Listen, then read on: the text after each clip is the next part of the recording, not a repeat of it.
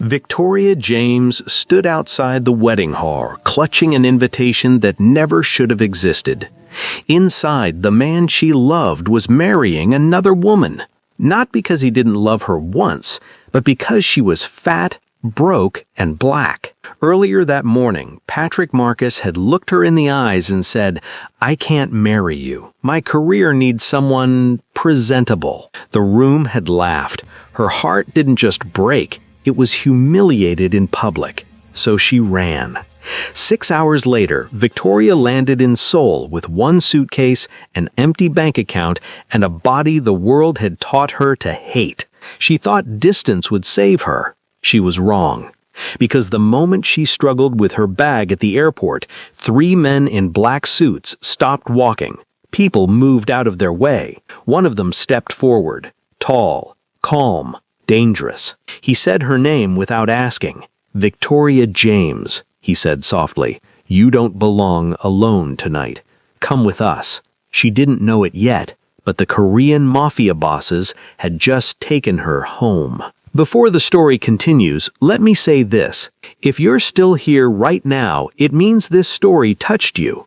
And Love and Tension is built for people like you. People who feel deeply, who believe love should hurt, heal, and change lives. More than 99% of viewers watch but never subscribe. That means every time you enjoy a story like this, there's a chance you'll never see the next one. So if these stories comfort you, entertain you, or make you feel understood, please subscribe. It's free, but it means everything to this channel. Now, let's continue. Kang Ji-won stood in the shadows of the private lounge overlooking Incheon Airport's VIP terminal. His posture relaxed yet alert, hands clasped behind his back, sharp eyes analyzing the crowd streaming through customs long before his scheduled departure was announced. Then, his gaze found her. She entered almost apologetically, a beacon of deep brown skin in a sea of pale uniformity. Her oversized sweater, wrinkled from the flight, hung loosely over jeans that had seen better days. Her natural hair, thick and beautiful, was pulled into a hasty bun. She carried her head high despite the weight pressing down on her shoulders, despite the tears she'd clearly been crying for hours. Ji-won's eyes narrowed. She was struggling not to stumble under the weight of her luggage, struggling not to make eye contact with anyone, struggling not to let the world see just how broken she was. He could read it all. Behind him, Min-seo shifted. "Hyung, our car is ready." Ji-won didn't move. "Who is she?" Their tech specialist, Dae-hyun, was already on his phone, fingers flying. Victoria James, American, 28, arrived on a one-way ticket purchased 4 hours before departure. No hotel reservation, bank account shows practically nothing. "Why is she here?" Ji-won murmured, still watching as Victoria struggled with her suitcase, the handle broken and catching on the polished floor. Dae-hyun's expression shifted. "Social media shows, a wedding, this morning, Boston. The groom, Patrick Marcus, posted photos, different bride. There are comments, lots of them, about how he upgraded." The silence that followed was cold. "She ran," Min-seo said quietly. "She flew halfway around the world to escape," Ji-won corrected. His jaw tightened as he watched Victoria finally give up on the suitcase handle and simply drag the bag behind her, leaving a faint trail on the immaculate floor. "Not our concern, Hyung," Dae-hyun said carefully. But Ji-won was already moving towards the stairs. Victoria's hands were shaking so badly she could barely hold her phone. The screen was cracked. She'd thrown it against the hotel wall back in Boston before remembering she couldn't afford to replace it, and the battery was at 3%. She had no plan, no reservation, no idea what she was doing in Seoul, except that it was far from Boston, far from Patrick, far from the pitying looks and the viral photos of her humiliation.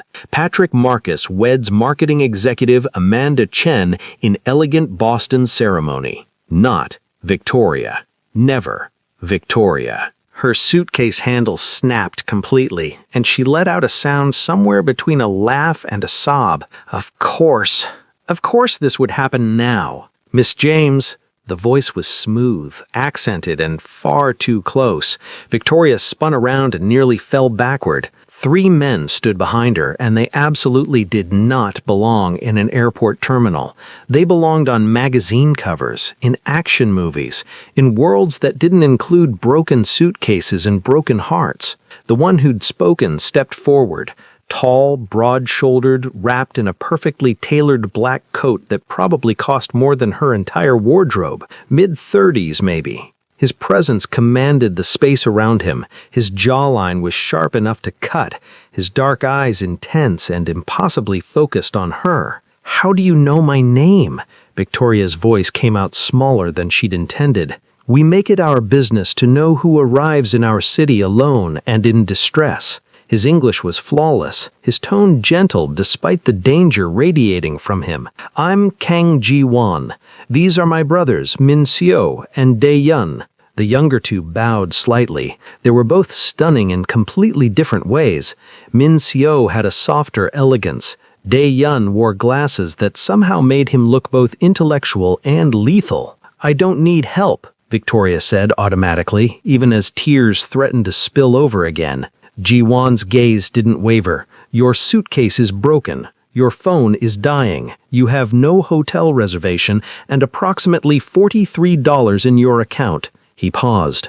"You don't belong alone tonight. Come with us." Victoria's breath caught. How did he know all that? Who were these men? "I don't know you," she whispered. "No," Ji-won agreed, "but I know loss when I see it. I know pain when it's standing in front of me trying not to collapse." He extended his hand. "Come with us, Victoria James, just for tonight, just until you catch your breath." She should run. Every instinct screamed danger, but Victoria was so tired of running, so tired of being alone, so tired of pretending she could hold herself together. And there was something in his eyes, not pity, but recognition, like he understood. Against every reasonable thought, Victoria placed her broken suitcase in Min Seo's waiting hands and her trembling fingers in Ji-won's steady palm. "Just for tonight," she whispered. His grip was warm and surprisingly gentle. Just for tonight. The car was exactly what Victoria expected from men who wore suits that expensive. A black Mercedes with windows so tinted she couldn't see out. Leather seats that probably cost more than her rent. A silence that felt heavy with unspoken rules. Ji-won sat beside her in the back while Min Seo drove and Dae-yun monitored his phone in the passenger seat, occasionally murmuring in Korean. "Where are we going?" Victoria asked, her voice barely above a whisper. "Somewhere safe," Ji-won replied. He hadn't let go of her hand, and strangely she didn't want him to. His thumb traced small, soothing circles on her palm. "Tell me what happened." "I don't want to talk about it." "Then don't talk, just breathe." So she did. She breathed and watched Seoul blur past through the tinted windows, neon signs in languages she couldn't read, streets filled with people who looked nothing like her, a world completely foreign and somehow exactly what she needed. "He said I wasn't presentable," Victoria heard herself say. The words tumbled out before she could stop them. "Patrick, my fiancé, ex-fiancé. He said his career needed someone who fit. Someone thin, someone white, someone who wouldn't embarrass him at company events." Ji-won's hand tightened on hers. "Continue. He invited me to the wedding, his wedding to someone else. He wanted me to see what I couldn't be." The tears came now, hot and bitter. "And I went. God, I actually went because some stupid part of me thought maybe he'd change his mind. Maybe he'd see me in the dress I bought, the makeup I spent 2 hours on, and remember that he loved me once. But he didn't. No, they laughed. They all laughed." Victoria closed her eyes. "So I left. I packed a bag and bought the first international flight I could afford. I picked Seoul because I'd never been here, because no one would know me, because I could disappear." "You cannot disappear," Ji-won said quietly. "You are too bright for that." Victoria laughed, the sound hollow. "I'm not bright. I'm just big and black and unwanted." The car went very quiet. When Victoria opened her eyes, all three men were staring at her with expressions she couldn't quite read. "Forgive me," Jiwon said, his voice carrying an edge now, "but your ex-fiancé is a fool, and you are extraordinary. You don't know me. I know you flew halfway around the world alone with $43 and a broken heart. I know you're still breathing despite wanting to stop.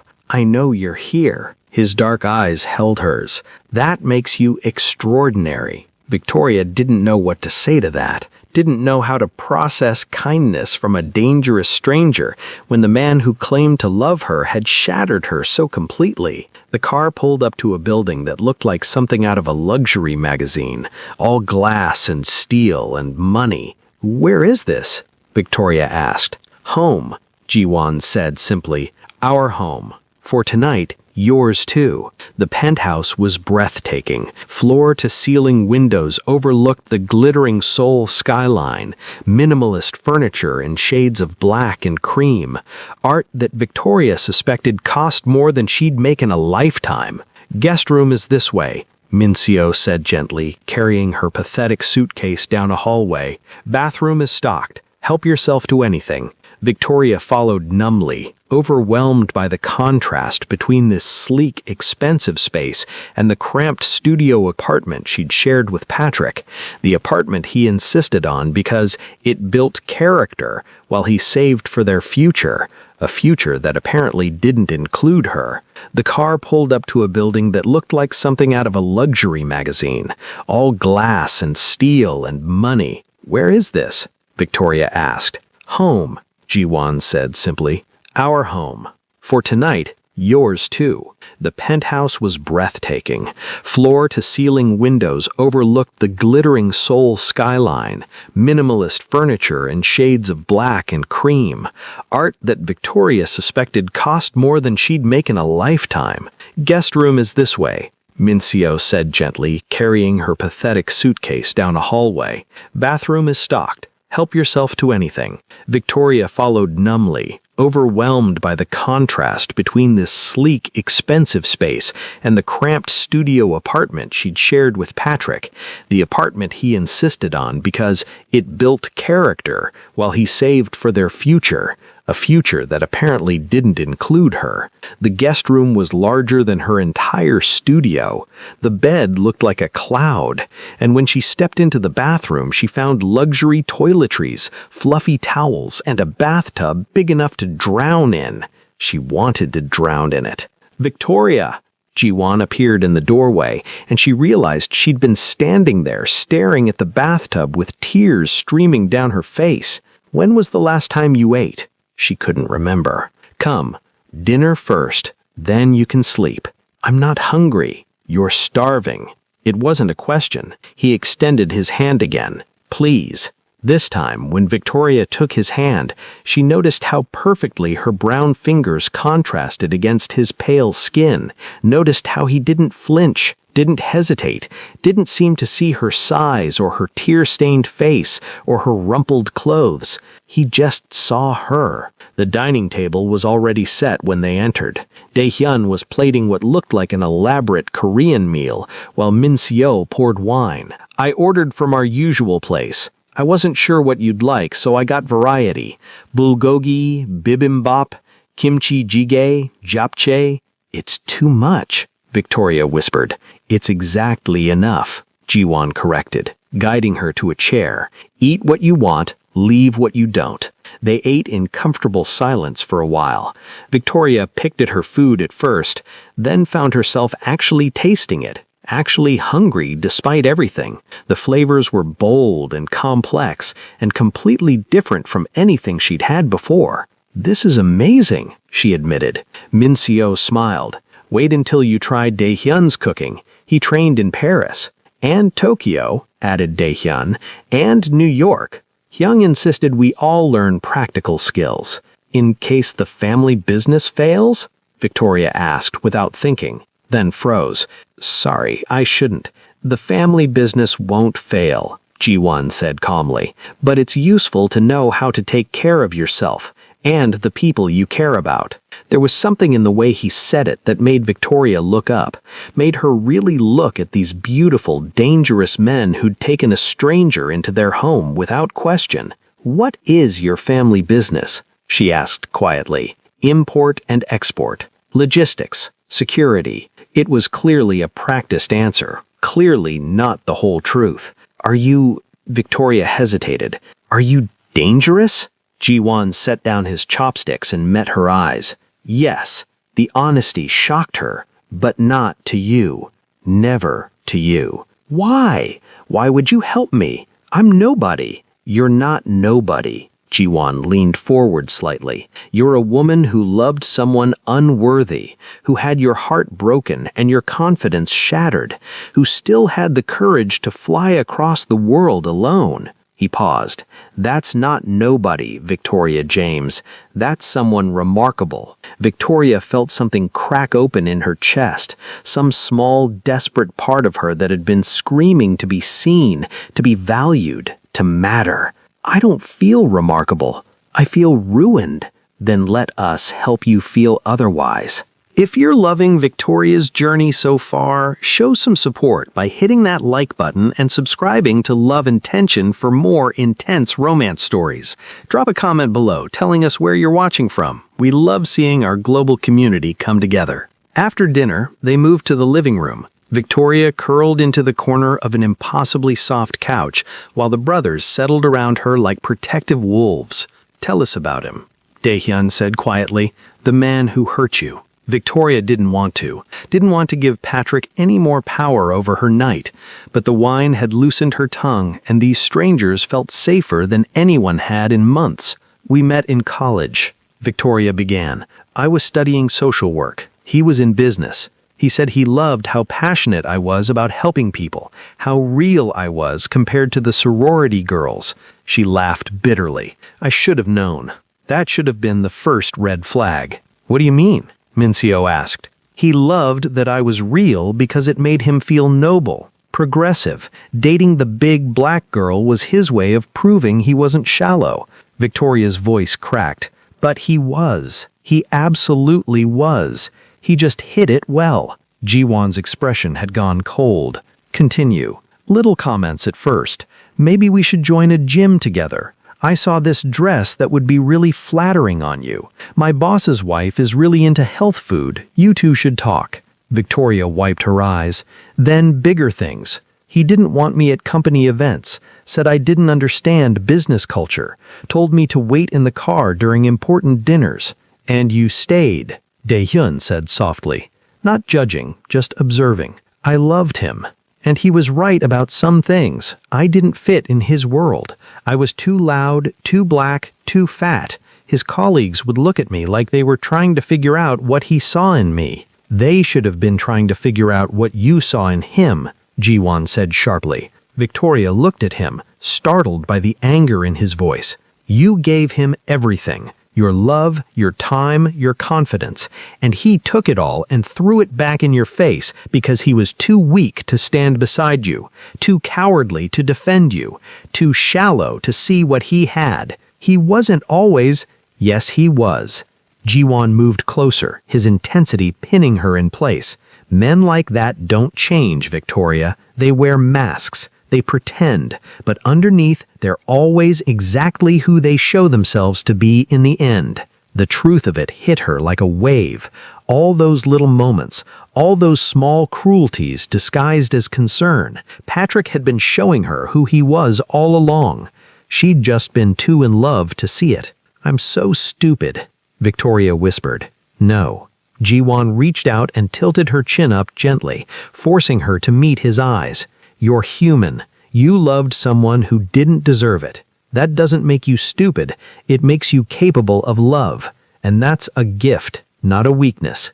Victoria stared at him, at this dangerous man with gentle hands and fierce eyes, and felt something shift in her chest, something that had been frozen since this morning began to thaw. "Why are you being so kind to me?" she asked. Ji-won's thumb brushed across her cheek, wiping away a tear. "Because someone should have been kind to you long before tonight. Because you deserve better than what you've been given. Because, he paused, something vulnerable flickering in his eyes. Because I recognize pain when I see it. You've been hurt too, Victoria realized. Everyone's been hurt. Ji-won's hand dropped away. The question is what you do with the pain. Let it destroy you or let it make you stronger. I don't feel strong.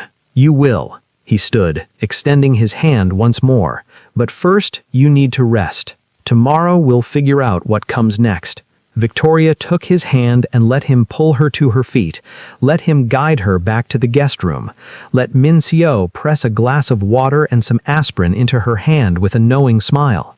Let Dae Hyun remind her that breakfast would be at 9 and she should sleep as late as she needed. Let herself, for the first time in longer than she can remember, feel safe. Victoria woke to sunlight streaming through floor-to-ceiling windows and the smell of coffee. For one blissful moment, she didn't remember where she was, or why. Didn't remember Patrick, or the wedding, or the humiliation. Then it all came crashing back. She grabbed her phone, someone had plugged it in to charge overnight, and immediately wished she hadn't. Notifications flooded the screen. Messages from friends asking where she was. Emails from the wedding coordinator asking about gift returns. And worst of all, tagged photos from Patrick's wedding that people kept sending her with messages like, "Thinking of you today," and "His loss." Right, as if she was supposed to feel empowered by being replaced. Victoria was about to throw her phone across the room when a knock knocked on the door. "Come in," she called, hastily wiping her eyes. Ji-won entered carrying a tray. Fresh fruit, coffee, pastries that looked like art. He'd changed from last night's suit into dark jeans and a simple black t-shirt that somehow made him look even more dangerous. "Good morning," he said, setting the tray on the bedside table. "Dae-hyun insists you need to eat before the day begins." "What time is it?" "Nearly noon. We let you sleep." Noon. She'd slept for over 12 hours. Victoria couldn't remember the last time she'd slept past 7. "I should go," she said automatically. "I've imposed enough." "You haven't imposed at all." Ji-won sat on the edge of the bed, close enough that she could smell his cologne, something expensive and woody. "And you have nowhere to go." The brutal truth of that statement stung. "I'll figure something out. Find a hostel or—" "Victoria." Ji-won's voice was gentle but firm.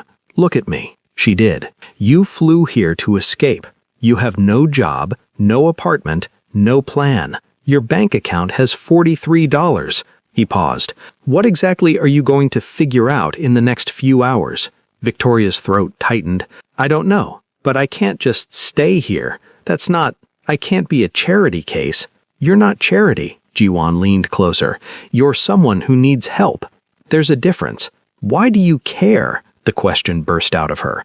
"I'm nothing to you, a stranger who cried at an airport. Why would you—" "Because 3 years ago," Ji-won interrupted quietly, "someone helped me when I had nothing, when I'd lost everything that mattered and wanted to disappear." His jaw tightened.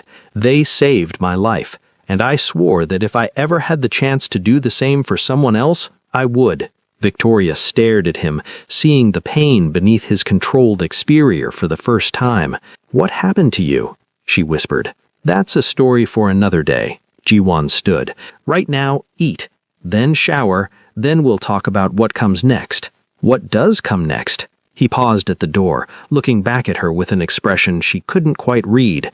"It depends on what you want, Victoria James. Do you want to run back to Boston and pick up the pieces, or do you want to stay and build something new?" "I don't know," admitted Victoria. "Then stay until you figure it out." Ji-won's smile was small but genuine. "We have plenty of room, and I think you might be surprised by what you find here." After showering and dressing in the clean clothes someone had left folded outside her door, her own clothes, washed and pressed, Victoria found the brothers in what appeared to be a home office. All three looked up when she entered, and she fought the urge to turn around and hide. "Victoria," Ji-won gestured to an empty chair. "Perfect timing. We have a proposition for you." "A proposition?" "More of an opportunity," Dae-hyun clarified, closing his laptop. "If you're interested." Victoria sat slowly, her heart hammering. "I'm listening." Ji-won exchanged glances with his brothers, then focused on her. "We own several businesses in Seoul. Legitimate businesses," he added, as if reading her thoughts. "Restaurants, hotels, a security consulting firm. We need someone to help with community outreach and client relations." "You want to hire me?" "We want to offer you a job," Min-soo corrected gently. "A real job, with a real salary. You'd work with our international clients, help them navigate Korean business culture, coordinate events." "I don't speak Korean," Victoria said automatically. "You'll learn," Ji-won replied. "We have language tutors, and many of our international clients prefer working with English speakers anyway." It sounded too good to be true. "Why me? I have no experience with—" "You have a degree in social work," Dae-hyun interrupted, "which means you understand people. You know how to build relationships, navigate difficult situations, read emotional dynamics. That's exactly what we need." "And honestly," Ji-won leaned forward, "we need someone genuine, someone who hasn't been corrupted by the business world, someone who cares about people more than profit."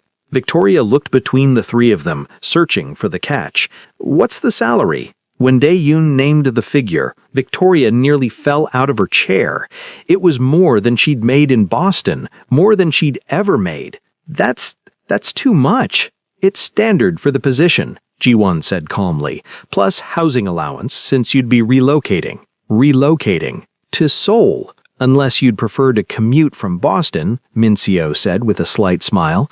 Victoria's mind was racing. This was insane. She'd been in Seoul for less than 24 hours. She knew nothing about these men except that they were dangerous and kind and looking at her like she mattered.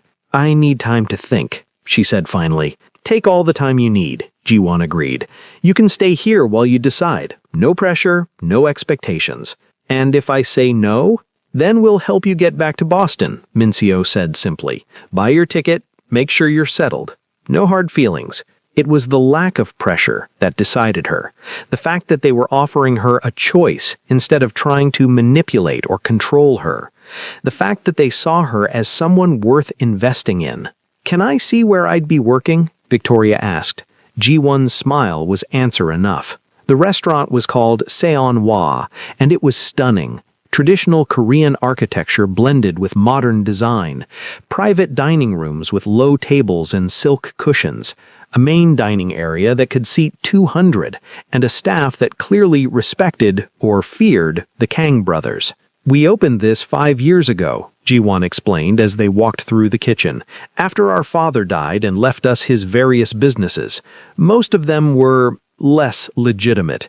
We've been working to transition everything into legal enterprises. The old guard doesn't always appreciate the changes, which is why security is so important. I'm starting to understand. Your family was involved in organized crime, yes," Ji-won said bluntly. "We're trying to change that, build something legitimate that we can be proud of." "It's not easy," Min-seo admitted. "Respect in our world isn't given, it's taken, and we're trying to take it differently than our father did."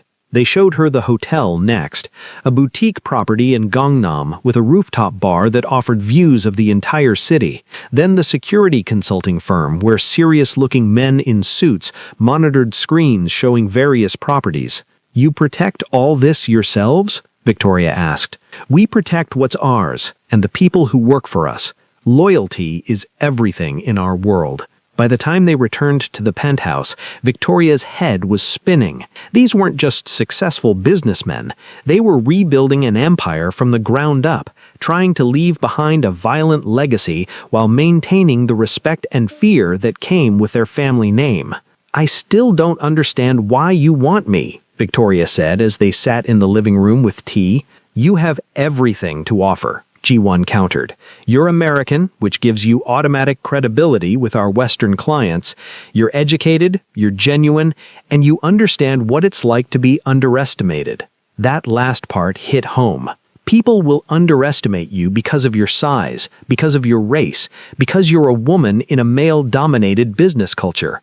But that's their weakness, not yours. You can use it. Use it how? By exceeding every expectation, by being so good at what you do that they have to respect you despite their prejudices. Ji-won's eyes held hers. By proving them wrong every single day. Victoria felt tears threatening again. You make it sound easy. It won't be easy. It'll be hard. There will be days you want to quit, days you want to run back to what's familiar. Ji-won leaned forward. But I think you're done running, Victoria James.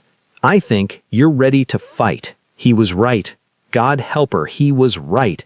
I'll do it, she said quietly. I'll take the job. Min-seo whooped. Dae-yoon smiled. And Ji-won looked at her like she'd just given him something precious. Welcome to Seoul, he said softly. Welcome home. The next 3 months were a whirlwind. Victoria found an apartment, small but modern, in a building the brothers owned, so the rent was negotiable, which meant significantly less than market rate despite her protests. She started Korean lessons with a tutor who came 3 times a week and was endlessly patient with her terrible pronunciation. And she started working. The job was exactly what they'd promised, challenging, engaging, never boring. She coordinated events for international clients, helped navigate cultural differences, smoothed over misunderstandings. She learned quickly that her natural empathy was her greatest asset. She could read a room, sense tension, find common ground between people who seemed to have nothing in common. She was good at it, really good. Another successful dinner, Dae-hyun said one night after a particularly difficult client meeting that Victoria had somehow salvaged. The chairman actually smiled. I didn't think he was capable. Victoria laughed, riding the high of professional success. He just needed someone to listen to his concerns instead of dismissing them. See? Ji-won appeared beside her, his hand briefly touching her lower back in a gesture that had become familiar over the months. What did I tell you? You're a natural. The touches had started innocently enough. A hand on her shoulder, fingers brushing hers when he handed her documents, standing just a little too close when they reviewed seating charts for events. Victoria told herself it meant nothing, that Ji-won was naturally protective and physical with people he cared about, that she was reading too much into every lingering glance, every soft smile, every time he found reasons to work late when she was still in the office. She told herself this even as her heart beat faster every time he entered a room, even as she found herself dressing more carefully on days she knew she'd see him, even as she fell asleep thinking about the way he'd looked at her during meetings, proud, possessive, like she was something precious. Victoria? Min-seo's voice pulled her from her thoughts. Did you hear the question? She blinked, realizing she'd been staring at Ji-won. Sorry, what? I asked if you had plans for Saturday, Min-seo repeated with a knowing smile. There's a charity gala. Hyun needs a date. Victoria's heart stopped. A date? A companion, Ji-won corrected, shooting his brother a look. Someone to help navigate the evening. Many of the guests will be international clients. So, not a date, just work, obviously. Of course, Victoria said, ignoring the disappointment in her chest. What's the dress code? Formal. We'll send a stylist to your apartment Friday afternoon. Ji-won paused. Is that acceptable? You don't have to do that. I can find something to wear. I insist. His tone left no room for argument. This is a work event. Consider it part of your wardrobe allowance. Victoria wanted to argue, but she'd learned that Ji-won was immovable when he made decisions. And honestly, the thought of having a professionally styled outfit for a fancy gala was exciting. She'd never been to a fancy gala. Patrick had never taken her to his company events. Thank you, she said quietly. Ji-won's expression softened. You're welcome. The stylist arrived Friday with 3 racks of dresses. 3 full racks. Victoria stared at them in shock. Mr. Kong said to give you options, the stylist said. A tiny woman named Hana with impeccable taste. We can try everything until we find the perfect one. Perfect turned out to be a deep emerald green gown that hugged her curves like it was made for her. The neckline was elegant without being too revealing, the fabric rich and luxurious. When she looked in the mirror, Victoria barely recognized herself. She looked sophisticated, powerful, beautiful. Mr. Kong has excellent taste, Hana said with a knowing smile. This one was his first choice. Ji-won picked this? He picked all of them, said the color would complement your skin tone. Hana began pinning Victoria's hair into an elegant updo. He was very specific about what he wanted. Victoria's heart was doing dangerous things. It's just a work event. Hana's smile said she didn't believe that for a second. Saturday evening, Victoria was ready an hour early, too nervous to sit still. When the car arrived to take her to the brothers' penthouse, she almost told the driver to turn around. But then she thought about Patrick, how he'd hidden her away, embarrassed by her presence, how he said she wasn't presentable. She thought about Ji-won's words, "You'll prove them wrong every single day." So she got in the car. The penthouse was chaos when she arrived. Min-seo was arguing with his stylist about if his tie was too adventurous. It was purple silk with subtle embroidery. Dae-hyun was on the phone coordinating security. And Ji-won? Ji-won stood by the window in a perfectly tailored tuxedo, and Victoria forgot how to breathe. He turned when she entered, and whatever he'd been about to say died on his lips. The room went quiet. "Victoria," he finally said, his voice rough. "You look presentable," she offered with a shaky smile. Devastating. He crossed to her in 3 strides, his eyes never leaving hers. Absolutely devastating. The way he looked at her, like she was the only person in the room, in the world, made Victoria's knees weak. "The dress is beautiful," she managed. "The dress is fabric. You're what makes it beautiful." His hand lifted, hesitated, then gently touched the delicate strap on her shoulder. Green was the right choice. "You picked it," Victoria whispered. "I know." His thumb traced the line of her collarbone, feather light. "I wanted you to see yourself the way I see you." "And how's that?" "Extraordinary." Min-seo cleared his throat loudly. "Hyung, if you're done making everyone uncomfortable with the intensity..." Ji-won stepped back, and Victoria immediately missed his proximity, missed the heat of him, missed feeling just for a moment like she was the center of someone's universe. "We should go," Ji-won said, his tone professional again, but his eyes stayed on Victoria. The gala was being held at one of Seoul's most exclusive hotels, ironically, one the brothers didn't own. The ballroom glittered with crystal chandeliers and designer gowns. Women who looked like models mingled with men in tuxedos worth more than cars. Victoria felt every eye turn toward them when they entered, felt the assessment, the judgment, the curiosity about the plus-sized black woman on Kang Ji-won's arm. Her instinct was to shrink, to apologize for taking up space. But then Ji-won's hand settled on her lower back, warm and possessive, and he leaned close enough for her to smell his cologne. "Head up," he murmured. "You belong here more than any of them." So Victoria lifted her chin and walked into that ballroom like she owned it. The evening was a blur of introductions, clients who wanted to discuss business, competitors who wanted to assess the brothers' latest venture, socialites who wanted to be seen talking to the infamous Kang family. And through that all, Ji-won never left her side. His hand stayed on her back, her waist, her arm, a constant reminder that she wasn't alone in this. "Mr. Kang," a woman approached, blonde and elegant in a white gown that probably cost a small fortune. "I haven't seen you at one of these events in ages, and with such interesting company." The word interesting dripped with condescension. Victoria felt herself tensing, but Ji-won's hand squeezed gently. "Mrs. Whittemer, allow me to introduce Victoria James, our Director of International Relations." His tone was perfectly polite, but there was steel underneath. "Victoria, Mrs. Whittemer runs a charity foundation that occasionally partners with our hotels." "How lovely," Mrs. Whittemer said, her smile not reaching her eyes. "International relations. I didn't realize the Kang family was expanding into diverse markets." The racism wasn't even subtle. "We've always valued diversity," Victoria replied smoothly, channeling every ounce of professionalism she'd learned. "It's good business to understand multiple perspectives. I'm sure your foundation benefits from the same approach." Mrs. Whittemer's smile tightened. Of course, though I find that some perspectives are more valuable than others in certain contexts. How fascinating, Jiwon said, his voice glacial now. I find that the perspectives often dismissed as less valuable are the ones that drive real innovation, which is why Victoria has been instrumental in securing 3 major contracts this quarter alone.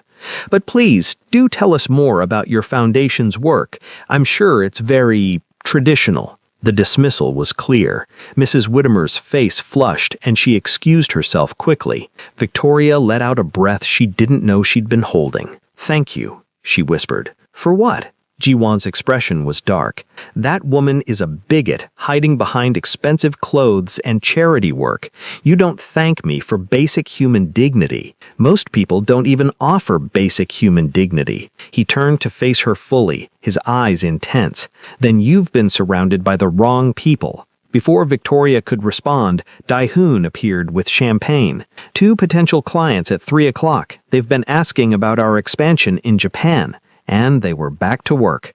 But Victoria caught herself smiling, caught herself feeling, for the first time in her life, like she was exactly where she belonged. 2 hours into the event, Victoria excused herself to use the restroom. She needed a moment to breathe, to process the overwhelming evening. The bathroom was thankfully empty. Victoria leaned against the marble counter, staring at her reflection.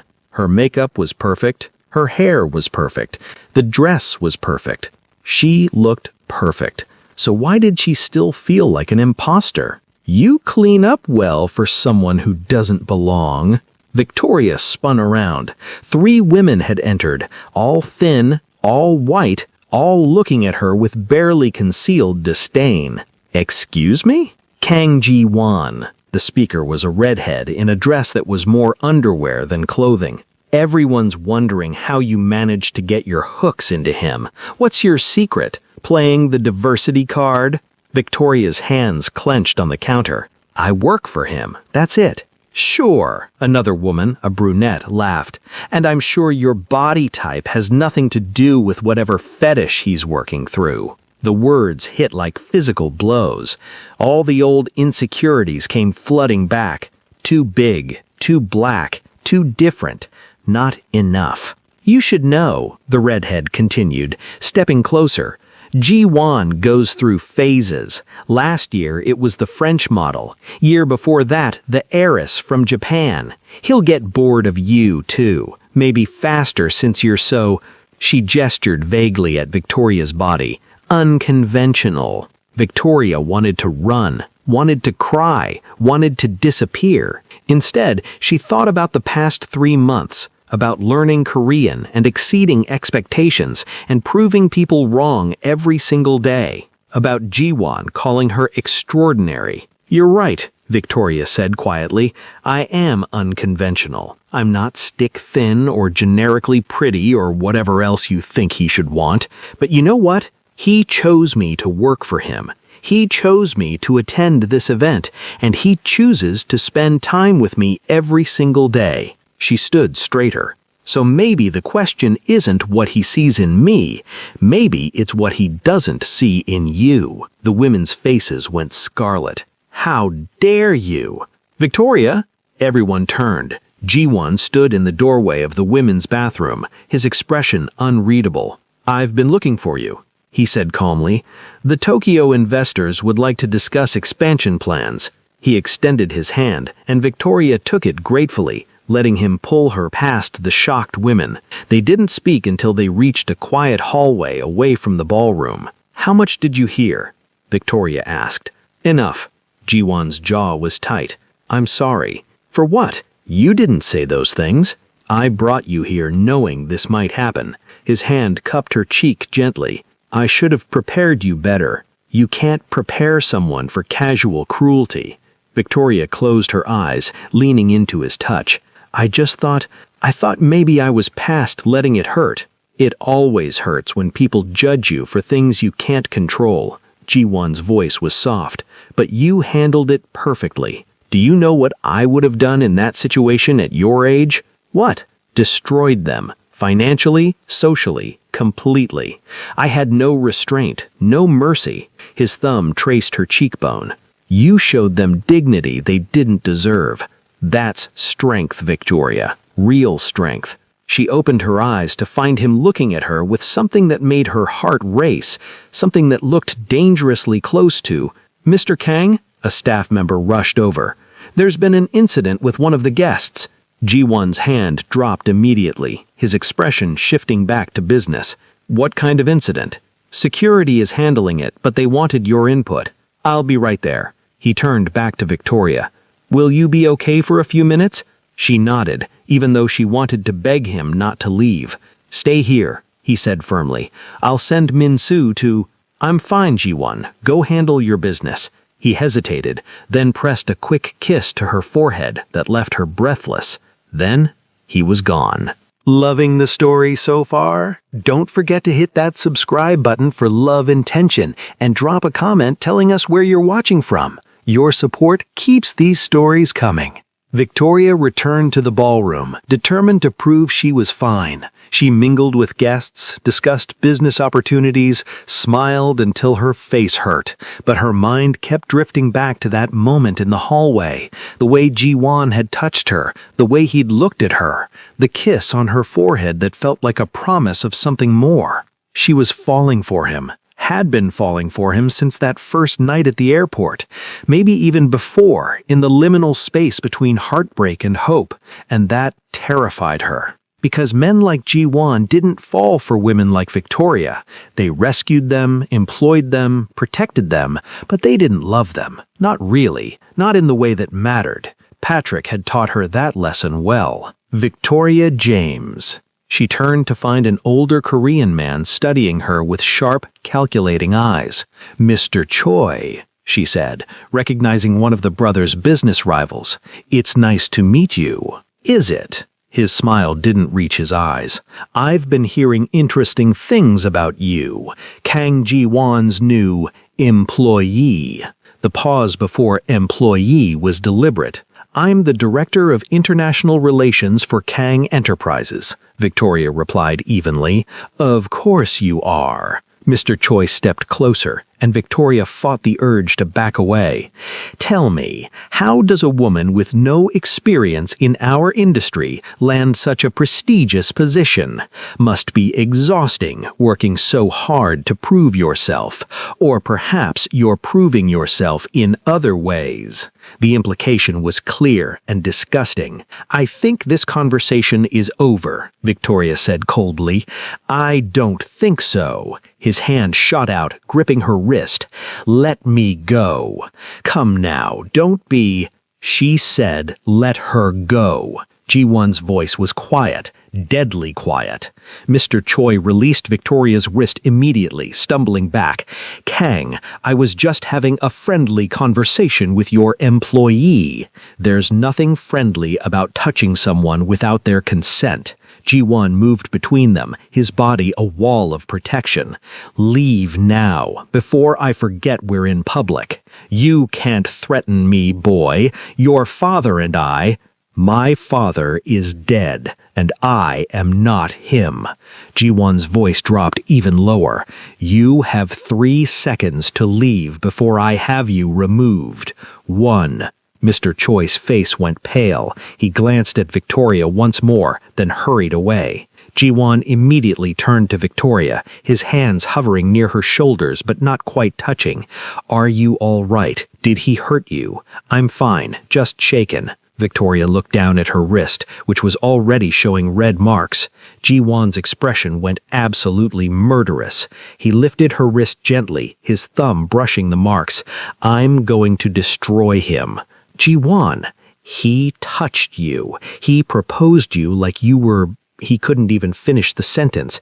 I'm going to destroy you, Victoria. Please don't. She caught his hand, stopping him. He's not worth it. He's just a pathetic old man who thinks he can treat women like property. And I won't let anyone treat you like that. Not while you're under my protection. Is that what I am? Someone under your protection? Your employee? Your... What exactly, Ji-won? He stared at her, and she saw the moment he understood what she was really asking. Victoria. No, I need to know. Tears were threatening, and she hated herself for it. Because 3 months ago, you found me at an airport and called me extraordinary. You gave me a job and an apartment and a whole new life. You touch me like I matter and look at me like I'm... She stopped, swallowing hard. Like I'm something special. But then people like Mr. Choi and those women in the bathroom assume I'm just another conquest, another phase, and I need to know which one is true. The ballroom seemed to fade away. Nothing existed except Victoria and Ji-won and the question hanging between them. You're right, Ji-won said finally. I haven't been fair to you. Victoria's heart sunk. I see. No, you don't. He stepped closer, his eyes intense. I haven't been fair because I've been lying to myself, telling myself I was just helping you, just being a good employer, just protecting someone who needed it. His hand cupped her face. But the truth is, I've been falling for you since the moment I saw you struggling with that broken suitcase. Victoria's breath stopped. I fell for your strength, Ji-won continued, your resilience, the way you refused to let the world break you, even when it tried its hardest. I fell for your kindness and your laugh, and the way you treat everyone with dignity, even when they don't deserve it. His thumb traced her lips. I fell for you, Victoria James, all of you, and that terrified me because the last time I cared about someone, I lost them, and I couldn't bear the thought of losing you, too. Ji-won, I know I have no right to feel this way. You came here broken, and I was supposed to help you heal, not fall in love with you. But I did. I have, and I can't pretend anymore. Love. He said love. Say something, Ji-won whispered. Please. Victoria laughed, the sound somewhere between joy and disbelief. I thought you just saw me as a charity case, someone to rescue and protect and eventually send on their way. Never. You were never that. Then what am I? Everything. The word came out fierce, certain.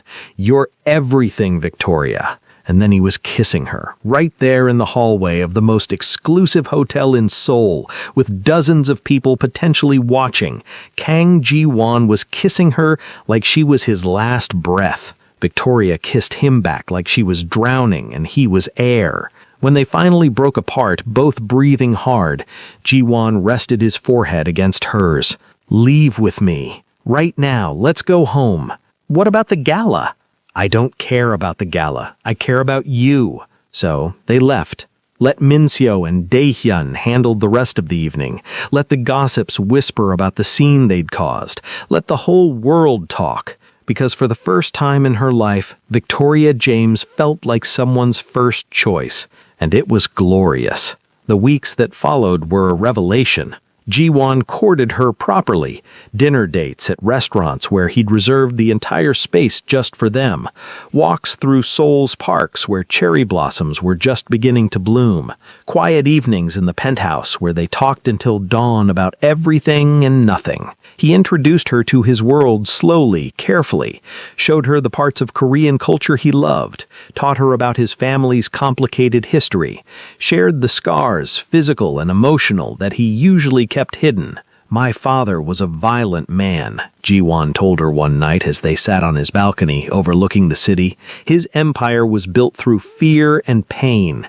When he died, I inherited not just his businesses, but his enemies, his debts, his reputation. That's not who you are, Victoria said softly. Isn't it? He turned to look at her, vulnerability clear in his eyes. I've done terrible things, Victoria. Things I'm not proud of. Things that haunt me. We all have things we're not proud of, Victoria said, taking his hand. I stayed with a man who treated me like garbage for 3 years because I was too afraid to be alone. I let him convince me I was worthless. That's my shame.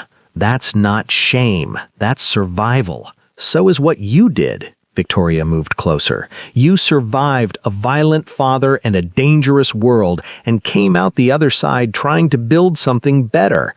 That's not shameful, Ji-won. That's heroic. He pulled her into his arms, holding her like she was something precious. How did I get so lucky? Luck had nothing to do with it. You chose me, and I chose you. They stayed like that for a long time, wrapped in each other and the sole night, while the city sparkled below them like fallen stars. It happened on a Tuesday.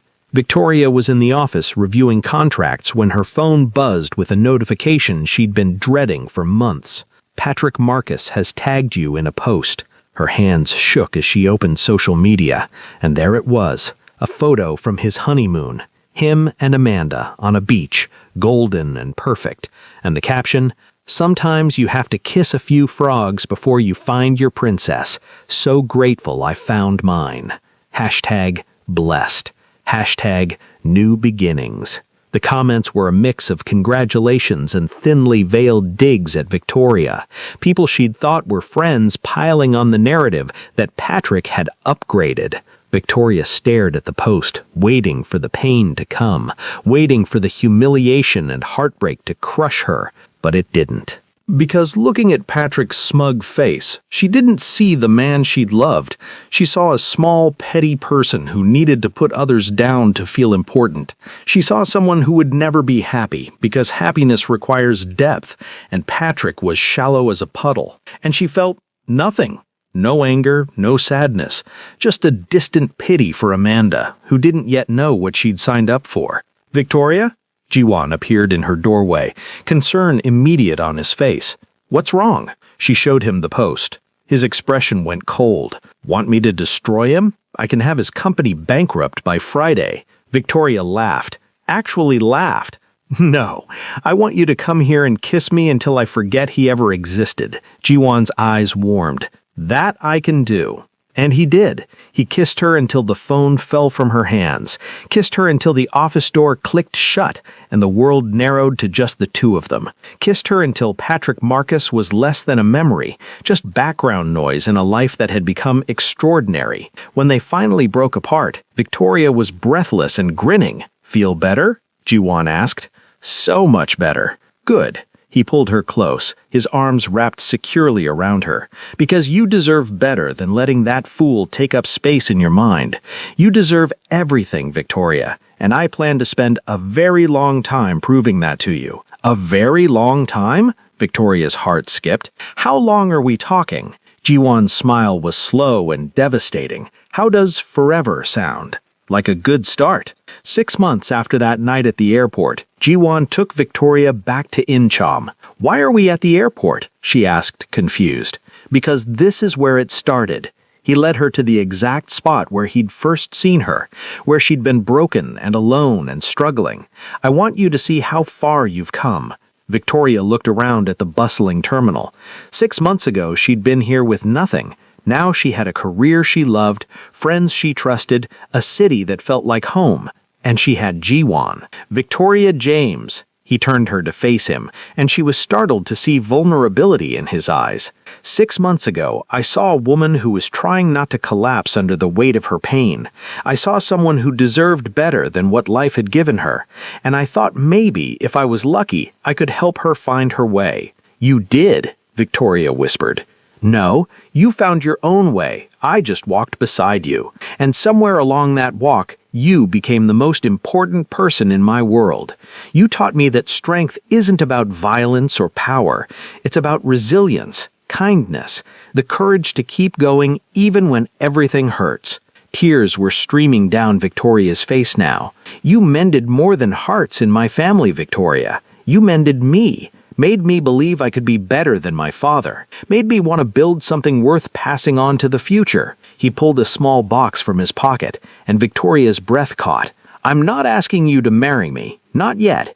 Not until you're absolutely ready. But I am asking you to be my partner. In life, in business, in everything. I'm asking you to build this future with me." Inside the box was a ring. Not an engagement ring, but a promise ring, a band of white gold with a single emerald.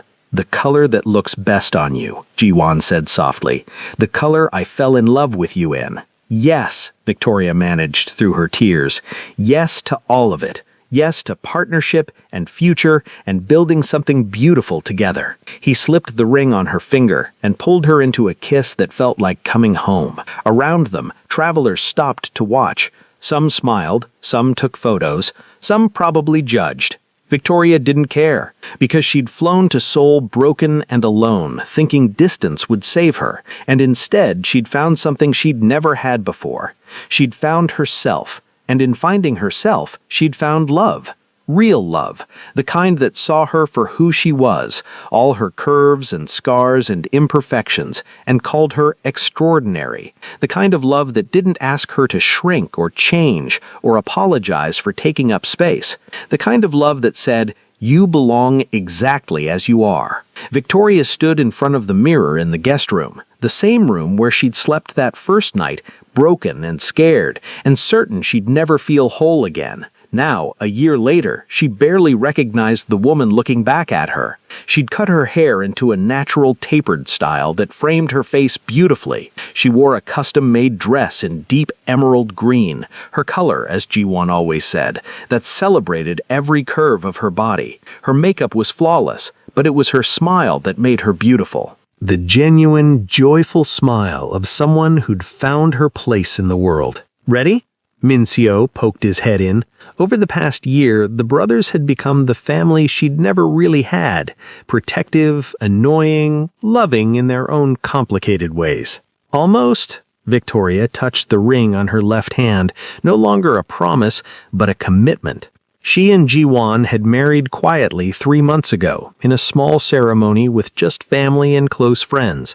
No fanfare, no spectacle, just love. Today was different.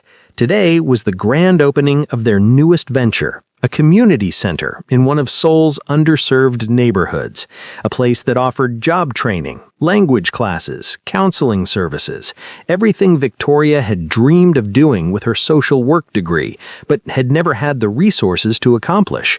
Until now. The crowd's huge, Min-seo reported. International press, local officials, about 100 community members, and Ji-won's about to pace a hole in the floor if you don't come out soon. Victoria laughed. Can't have that. She found Ji-won backstage, reviewing his speech notes for the 10th time. He looked up when she entered, and his expression melted into something soft and warm. "Hi," he said simply. "Hi yourself." She straightened his tie, even though it was already perfect. Nervous? Terrified. What if no one comes? What if we built this whole thing and Min-seo says there are 100 people already here? We're going to have to turn people away. Ji-won's shoulders relaxed. Really? Really? Victoria cupped his face. You're changing lives, Ji-won.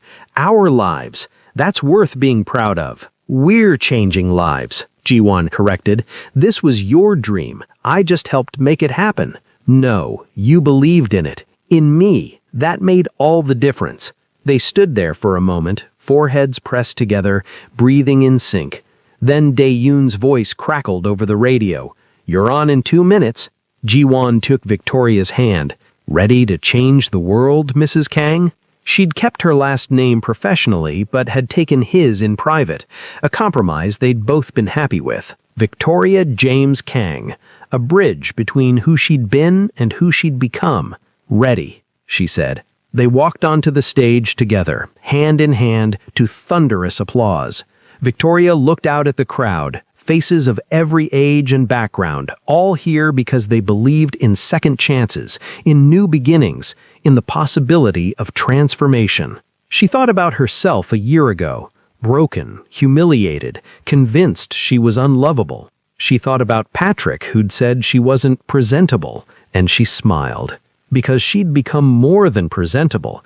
She'd become powerful, successful, happy. She'd become exactly who she was always meant to be. As Ji-won gave his speech about community and hope and building something that lasted, Victoria felt his thumb trace circles on her palm, felt the weight of her ring, felt the absolute certainty that she was exactly where she belonged. After the ceremony, as they toured the facility with community members and press, an older Korean woman approached Victoria with tears in her eyes. "Thank you," the woman said in halting English. "My daughter, she struggles. being different. This place, hope for her. Victoria knelt down, taking the woman's hands. Tell your daughter that being different isn't a weakness, it's a superpower, and she's not alone. As the woman walked away wiping tears, Ji-won pulled Victoria close. You know what I love most about you? What? You took your pain and turned it into purpose. You took the worst thing that ever happened to you and used it to help others. That's not just extraordinary, Victoria. That's heroic. She turned in his arms, looking up at this man who'd found her at her lowest and seen her at her highest and loved her through everything in between. "Want to know a secret?" she whispered. "Always. That morning in Boston, when Patrick humiliated me, when I was standing outside that wedding hall feeling like my life was over," Victoria smiled. "That was the best thing that ever happened to me, because it brought me here, to you, to this life, to becoming who I was always meant to be." Ji-won's kiss was soft and sweet and full of promise. "Want to know my secret?" he asked when they broke apart. "Tell me." "The moment I saw you at that airport, struggling with your broken suitcase and trying not to cry, I knew my life was about to change. I just didn't know how much." His eyes held hers. "You saved me too, Victoria. From becoming my father, from believing I had to be hard and cold and violent to survive. You taught me that strength comes from kindness, that power comes from lifting others up, that love is the bravest thing we can do." Around them, the community center buzzed with life and hope and possibility. Children laughed in the play area, adults enrolled in classes, families found resources they desperately needed. And in the middle of it all stood Victoria and Ji-won, hand in hand, watching the dream they'd built together come to life.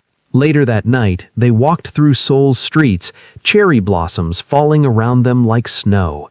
The city lights glowed warm and welcoming. Somewhere in the distance, music played. "Happy?" Ji-won asked. Victoria thought about the question, thought about the journey from Boston to Seoul, from broken to whole, from invisible to extraordinary. "So happy," she said.